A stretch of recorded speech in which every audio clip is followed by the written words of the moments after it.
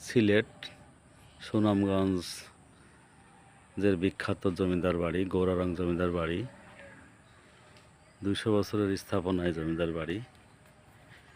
জমিদার বাড়ি এটা পরবর্তীতে জমিদাররা বিক্রি করে দেন।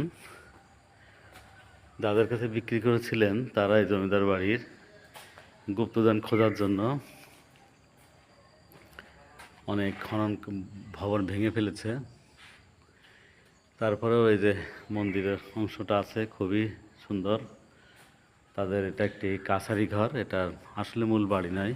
এই যে অনেক পুরাতন করে বড়গা, এটা মূল জমিদার বাড়ির একটা অংশ। সম্ভবত এটি আসল মূল জমিদার বাড়ি নয়, মূল জমিদার বাড়ি যেটা ছিল সেটা ভেঙে ফেলা হয়েছে। এটা সম্ভবত তাদের পূজা ঘর বা কাছারি ঘরের অংশটাই রয়েছে। আমরা ওই পাশে যে দেখতে পাচ্ছি মূল জমিদার বাড়ির সেই অংশটা শুধু ভিটে পড়ে আছে, আর কিছুই নেই। জমিদার বাড়ির চারিপাশে অনেক জমি।